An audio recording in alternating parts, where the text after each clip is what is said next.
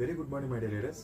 ఈరోజు ఒక మంచి టెస్ట్ మూవీతో మీ ముందుకు వస్తున్నాము. సో అది దేనికి సంబంధించింది అంటే హెయిర్ సంబంధించింది. ఎందుకంటే లేడీస్ అంటే ఫస్ట్ గుర్తొచ్చేది వాళ్ళు బ్యూటీ కాన్షియస్గా చూసుకుంటే కనుక సో రెండు బాగా ఫాలో అవుతారు. ఒకటి ఏంటంటే హెయిర్ సంబంధించింది, రెండోది స్కిన్ సంబంధించింది అన్నమాట. సో ఈరోజు దాంట్లో మేజర్గా హెయిర్ గురించి మన మేడంగా టెస్ట్ మూవీలో తెలుసుకుందాం. ఎస్ సార్, యాక్చువల్లీ నేను కూడా నార్మల్ మనం ముందు మనకి బయట దొరికే బ్రాండ్స్ ఏవైతే ఉంటాయో అవి ఫస్ట్ మనం యూజ్ చేస్తాం. నిజంగా నేను అలాగే యూజ్ చేసిన దాన్ని. సో సెకండ్ టైం తర్వాత నాకు ఏంటంటే వెస్టేజ్ ద్వారా నాకు ఇంట్రడ్యూస్ అవ్వడం జరిగింది. సో ఎప్పుడైతే నేను వెస్టేజ్లో మొదలు పెట్టానో నాకు ఫస్ట్ అంతగా నేను రెడీగా లేను. అంటే కొత్త ప్రోడక్ట్ కదా, కొత్త ప్రోడక్ట్ని మనం అంతగా ఫస్ట్ తీసేసుకోలేము. సో నాట్ ఓన్లీ మీ, ప్రతి ఒక్కరికి అలాగే ఉంటుంది. సో కానీ తర్వాత నేను ఫస్ట్ ఫ్యాక్టర్ ఏంటనంటే దీంట్లో మనకి సప్లిమెంట్స్ నుంచి మనకి మంచి రిజల్ట్ రావడంతో సో ఆర్గానిక్ అనే ఒక పాయింట్ తోటి నేను ఏంటంటే సరే లెటెస్ట్ ఒక ట్రైల్ వేద్దాము. హెయిర్కి ఏమన్నా ఉన్నాయి కదా, సో దీనివల్ల మనకి ఏమన్నా గ్రోత్ వస్తుందా అని చెప్పేసి ఒక ట్రైల్లో ఏం చేశానంటే స్టార్ట్ చేశాను. సర్ప్రైజింగ్లీ నాకేంటంటే ఫస్ట్ వాష్ తోటి బేసిక్గా నాకు ప్రీవియస్ నేను వాడినవి ఏవైతే ఉన్నాయో నాకు అవి ఏంటంటే ఒక షాంపూ నుంచి ఇంకో షాంపూకి షిఫ్ట్ అవుతున్నప్పుడు ఒక హెయిర్ ఫాల్ జరుగుతుంది. బేసిక్గా నాకే కాదు ఎవరికన్నా. నేను ఆ మిత్ నేను actually it's a fact, not a myth. ఈ ఫ్యాక్ట్ ఏంటంటే నేను యాక్సెప్ట్ చేశాను. ప్రీవియస్గా కూడా నాకు అలాగే జరిగింది కూడా. నేను ఏదైనా షాంపూ కానీ లేకపోతే నా ప్రోడక్ట్ని నేను కొత్తగా వాడినప్పుడు దానికి అలవాటు అవ్వడానికి కొంత టైం పడుతుంది. ఆ డ్యూరేషన్ నేను యాక్సెప్ట్ చేసేదాన్ని. సో నేను దీంట్లో యాక్సెప్ట్ చేయడానికి రెడీ అయిపోయాను బేసిక్గా చెప్పాలంటే. అయితే సర్ప్రైజింగ్గా నాకు వెస్టీజ్ అనే ప్రోడక్ట్లో ఆ షాంపూ కానీ నేను ఫస్ట్ వాడింది షాంపూ డీప్ క్లీన్ అని చెప్పేసి ఒక షాంపూ అనమాట. ఆ షాంపూ నేను ఫస్ట్ యూజ్ చేయడము ఫస్ట్ వాష్లోనే నాకు ఏ ప్రాబ్లం రాలేదు. ఫస్ట్ ఆఫ్ ఆల్ నేను ఏం చూస్తానంటే హెయిర్ ఫాల్ జరిగిందా లేదా. హెయిర్ ఫాల్ జరిగితే ఓకే, దానికి కూడా నేను రెడీ అయిపోయాను బేసిక్గా. సో నాకు హెయిర్ ఫాల్ జరగలేదు. సో నాకు అది ఓకే, అసలు హెయిర్ ఫాలే జరగలేదు కదా అని చెప్పేసి నేను చాలా పాజిటివ్గా తీసుకున్నాను. దానివల్ల నాకు ఏ ఫ్లాస్ కనపడలేదు. దట్ ఈస్ కంటిన్యూడ్ అని చెప్పేసి నేను దీన్ని కంటిన్యూ చేయడం జరిగింది. సో ప్రీవియస్గా కూడా నేను ఏం జరిగిందంటే వేరే వేరే ప్రోడక్ట్స్ నుంచి అప్పుడు నాకు చెప్పాలంటే నా hair length tail bone length వరకు నాకు ఉండేదన్నమాట. తర్వాత నేను అది చాలా హోమ్ రెమెడీస్ చాలా డిఫరెంట్, చాలా కష్టపడేదాన్ని. బేసిక్గా నేను హెయిర్కి చాలా కాన్షియస్ ఉండేదాన్ని. సో అంత కష్టపడితేనే కానీ నాకు ఆ మాత్రం హెయిర్ ఉండేది కాదు అప్పట్లో. తర్వాత నాకు వెస్టేజ్ ద్వారా ఈ ప్రోడక్ట్ నుంచి నేను ఇలాగా రావడం జరిగింది. ఇప్పుడు మీది ఎంత లెంత్ ఉంటుంది మేడం హెయిర్ మీద? మిడ్ థై లెంత్ వరకు నా ప్రెజెంట్ నా హెయిర్ లెంత్ ఉన్నది మీరు చూసినట్లయితే మీకు అక్కడ కనబడుతుంది కూడా. Okay madam. అయితే ఇప్పుడు ఈ ప్రోడక్ట్స్ వాడుతున్నప్పుడు మీకు వచ్చిన ఛాలెంజెస్ ఏంటి మేడం? అంటే లైక్ హెయిర్ ఫాల్ జరిగిందా? మీరు ఈ ప్రోడక్ట్స్ వాడిన తర్వాత హెయిర్ ఫాల్ జరిగిందా మీకు? ఆబ్వియస్లీ హెయిర్ ఫాల్ అనేది జరుగుతుంది సార్. ఎందుకంటే హెయిర్ ఫాల్ అనేది డిఫరెంట్ రీజన్స్ ఉంటాయి. నాట్ ఓన్లీ ప్రోడక్ట్ వల్లే మాత్రం కాదు, కానీ ప్రోడక్ట్ వల్ల జరిగేవి కూడా ఉంటాయి. అయితే బేసిక్గా హెయిర్ మనం స్ట్రెస్ కానీ లేకపోతే మనకి ఇంకేమన్నా మైగ్రేన్ కానీ లేకపోతే ఇంకా మనకి ఇంకా ఎక్స్టర్నల్ కానీ ఇంటర్నల్ గాను లేకపోతే వాటర్ పొల్యూషన్ కానీ ఎయిర్ పొల్యూషన్ కానీ చాలా కీలకమైన పాత్రలు ఉంటాయి. ఒక హెయిర్ ఫాల్కి reason not only one thing, so different kinds. So అలాగా నాకు వేరేగా అలా కూడా ఫాల్ అయింది. అయితే నేను అలా ఫాల్ అయినప్పుడు నేను ఎప్పుడు భయపడలేదు. ఎందుకనంటే ఐ మీన్ ద ప్రాసెస్. నేను ఆల్రెడీ వెస్టేజ్లో ఉన్నాను కాబట్టి నాకు ఫాల్ అయినా సరే రీగ్రో అవుతుంది అనేది నా దృఢ నమ్మకం. సో అది నేను ఎన్నిసార్లు నాకు హెయిర్ ఫాల్ అయినా ఇప్పటికీ నాకు హెయిర్ ఫాల్ ఉన్నప్పటికీ కూడా నేనేం భయపడను. నాకేం అవ్వదు, నా హెయిర్ ఉంటుంది, నాకు రీగ్రోత్ అవుతుంది అన్న ట్రస్ట్ నాకు ఉంది. Okay madam. ఏమైనా ఇప్పుడు ప్రొడక్ట్స్ వెస్టేజ్లో ఏ ప్రొడక్ట్స్ వాడుతున్నారు మేడం హెయిర్ సంబంధించి? ఎస్ సార్, నేను ప్యాటర్న్ అని చెప్పాను కదా, ప్యాటర్న్ ఏంటంటే ఫస్ట్ ఆఫ్ ఆల్ నేను బిఫోర్ హెడ్ వాష్కి నేను హెయిర్ మాస్క్ అని చెప్పేసి మీకు కనబడుతుంది కదా. సో హెయిర్ మాస్క్ నేను ఫస్ట్ హెడ్ బాత్కి ముందు ఒక 10 minutes నేను హెయిర్ మాస్క్ చేస్తాను.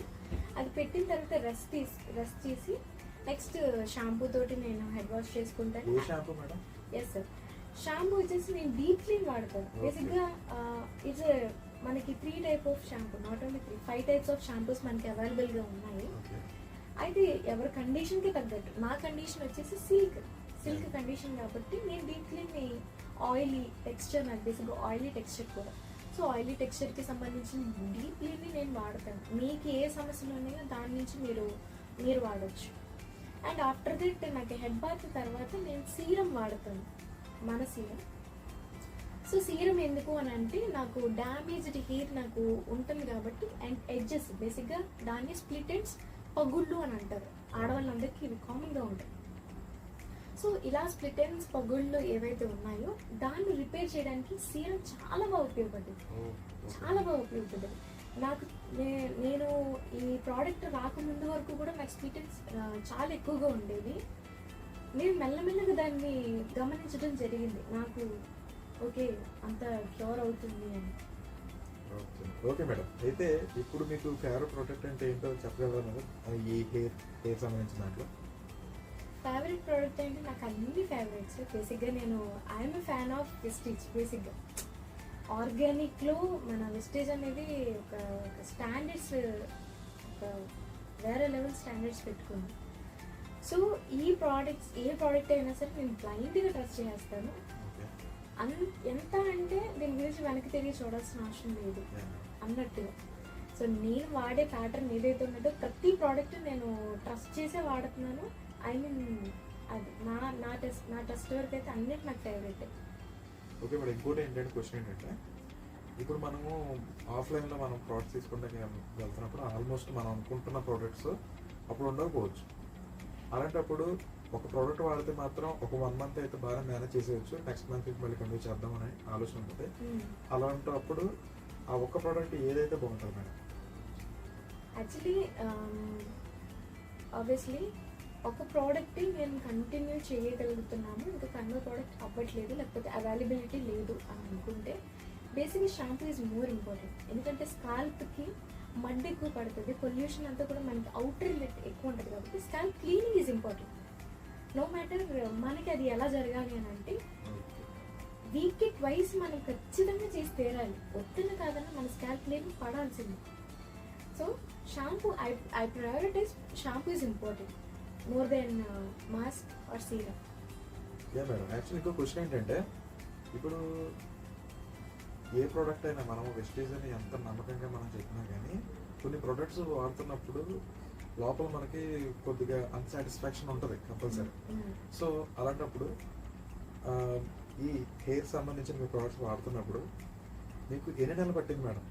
అంటే ఈ ప్రోడక్ట్ నిజంగా ఇప్పటి నుంచి అయితే మీరు వదలకూడదు అన్నది మీకు ఎప్పటి నుంచి అనిపించింది మీకు? అలాగే